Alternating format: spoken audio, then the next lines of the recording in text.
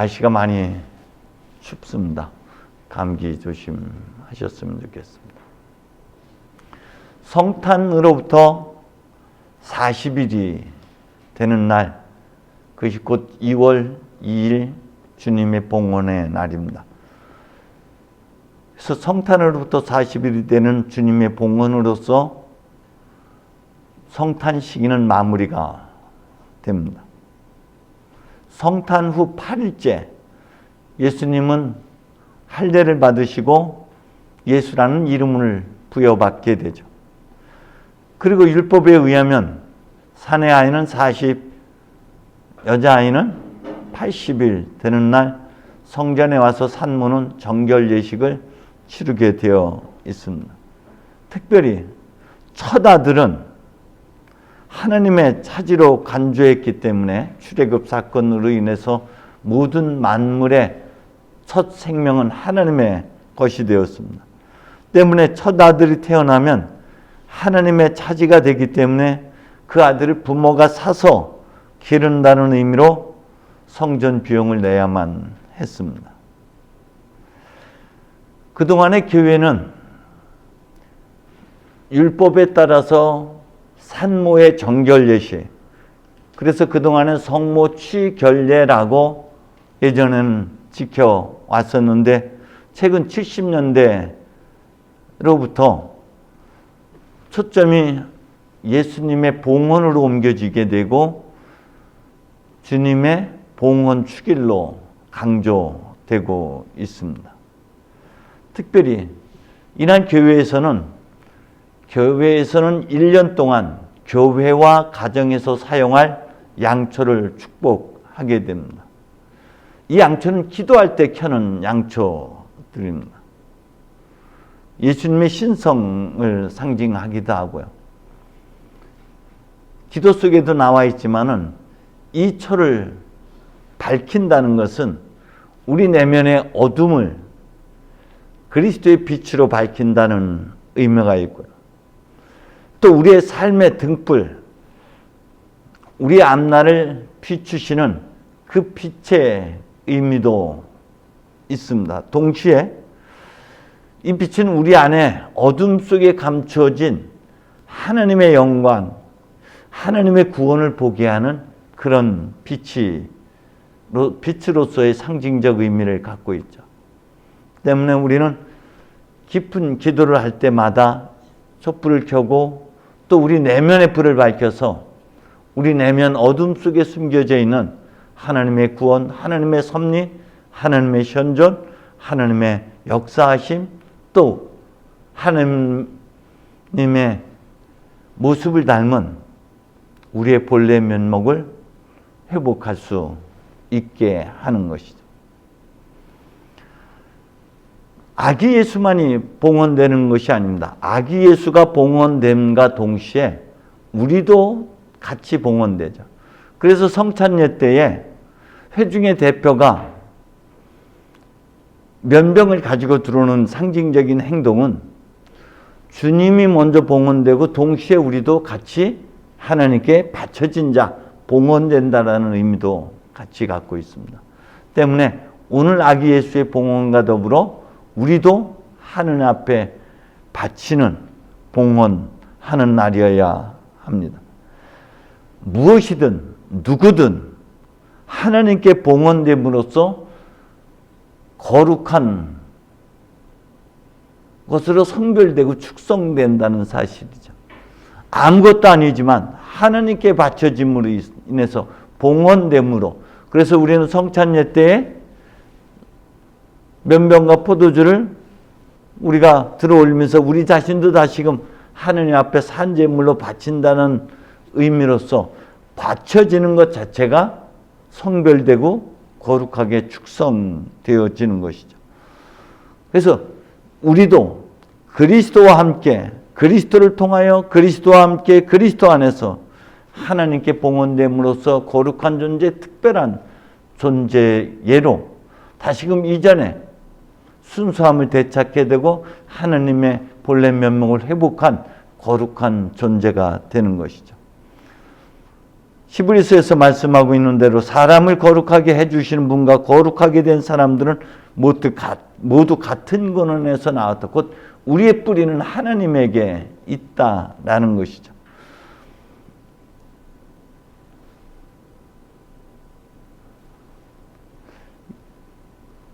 하느님 앞에 봉헌된다라는 건 이제 주님께서 말씀하셨던 대로 내 뜻대로 마시고 아버지 뜻대로 하소서. 마리아처럼 이 몸은 주님의 종입니다. 주님의 뜻이 제 생애를 통해서 이루어지게 하소서라고 자신이 바쳐지고 봉헌되는 것이다. 봉헌된 자는 나지르인으로서의 삶인 것이죠. 이제까지 우리의 필요를 위해서 하나님이 필요했다면은 하나님의 필요에 우리 자신을 내어드리는 것이고 하나님의 도구로서 살겠다는 의지와 다짐을 함께 바쳐드리는 것입니다. 하느님 앞에 바쳐진 자의 삶의 특징 혹은 그것을 특히 누가의 영성에서 바라본다면 기도하는 사람이라는 것입니다. 그 대표적인 사람이 오늘 시므온과 안나인 것이죠. 시므온은 늘 의롭고 경건하게 살면서 구원을 기다리고 있었고요. 또 안나는 84살이 되도록 성전을 떠나지 않고 밤낮 없이 단식과 기도로서 하느님을 섬겨온 것이죠. 이게 바쳐진 자의 모델이라고 말할 수가 있습니다. 바쳐진 자는 기도하는 사람, 기도를 통해서 성령과 함께하는 사람, 하나님의 관점으로 모든 것 안에서 하나님의 영광과 하나님의 현존과 하나님의 섭리를 보는 사람. 앞서 말씀대로 누가의 영성에서는 성전, 기도, 성령, 성서가 대단히 강조됩니다. 성전에서 시작해서 성전에서 기도하는 것으로 마무리를 짓고 있는 누가 복음에서 성전이라는 것은 기도하는 곳이고 기도하는 사람들이 머무르는 곳이죠. 또 성전의 중심에는 무엇이 있습니까? 성서 곧 하나님의 말씀이 있는 것이죠. 하나님의 말씀 안에 머무르는 것, 성전 안에 혹은 하나님의 품 안에 말씀 안에 머물러 기도할 때에 하나님의 성령이 우리를 충만케 해주시고 성령의 이끌림을 받는 사람, 성령의 능력으로 살아가는 사람, 성령에 의해 눈뜬 사람이 됩니다. 요한복음에서 말씀하고 있는 대로 성령께서는 우리로 하여금 감춰진 것, 비로소 보게 하고 알게 하고 깨닫게 하는 은혜를 우리에게 허락해 주죠. 때문에 시므온은 성령의 눈뜬 사람인 것이죠. 시므온은 기도 가운데 하나님의 약속하신 그리스도를 보게 될 것을 알게 됩니다.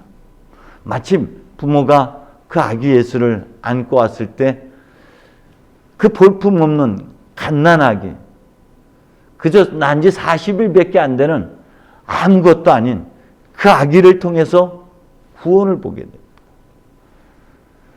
주님, 시므온은 그 아이를 두 팔에 받아 안고 이제는 말씀하신 대로 이 종이 평안히 눈 감게 되었습니다. 주님의 구원을 제 눈으로 보았습니다. 만민에게 베푸신 구원을 보았다. 누구 안에서? 무엇 안에서? 갓난아기 아무것도 아닌 것 안에서. 동시에 그 바쳐진 사람의 삶이 결코 녹록하지만은 않다는 예언의 말씀처럼 미래에 닥쳐질 위험까지도 바라보고 있다는 것이죠. 성령의 눈을 뜬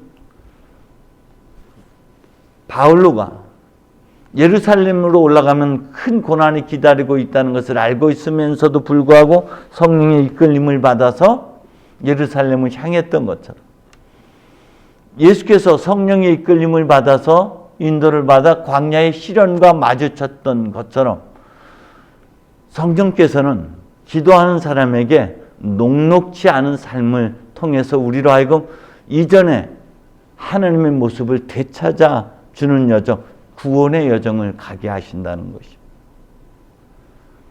우리도 아무것도 아닌 그저 평범한 일상 속에서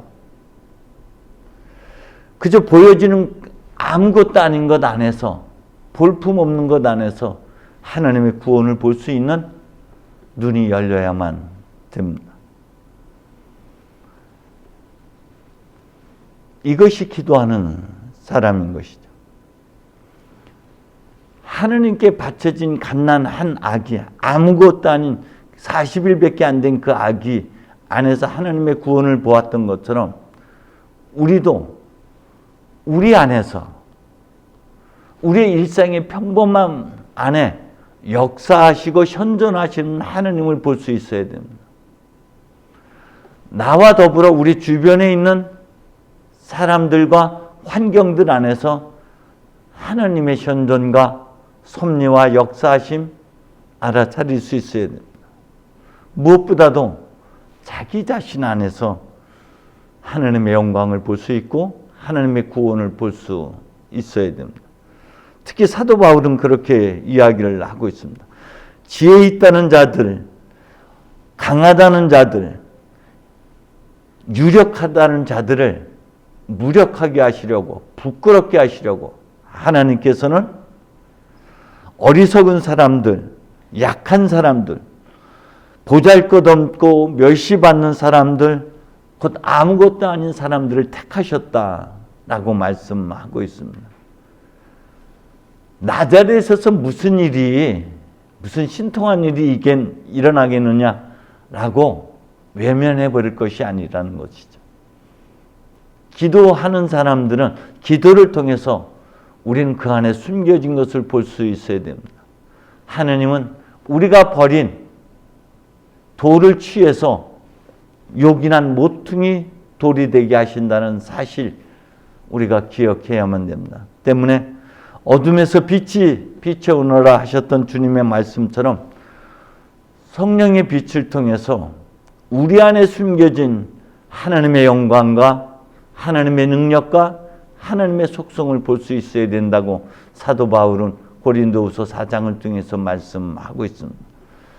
주님은, 사도 바울은 연이어서 고린도후서 4장에서 이렇게 말씀하고 있습니다.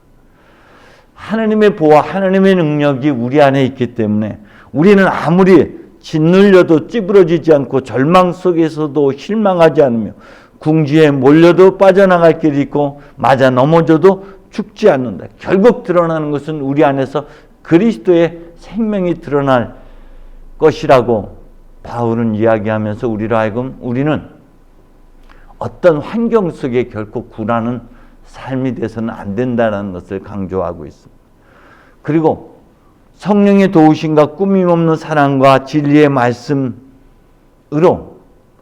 우리는 영광을 받거나 수치를 당하거나 비난을 받거나 칭찬을 받거나 언제든지 하나님의 일꾼답게 살아갈 수 있다라고 말합니다. 그것은 우리 안에 함께 하시는 하나님의 능력에 힘입어서 사람의 눈치, 사람의 이목을 끌려고 하는 것이 아니라 오롯이 하나님만 보며 우리가 한 길을 걸어갈 수 있다라고 말하는 것이죠. 때문에 여러분, 저와 여러분이 함께 감춰진 것을 봐야 되는데 어디에? 우리 안에, 우리의 주변 사람들, 그 안에 숨겨진 하나님의 신비와 역사를 보는, 이것이 심우원의 눈입니다. 이것이 망원경적 관점에 눈뜬 것이죠.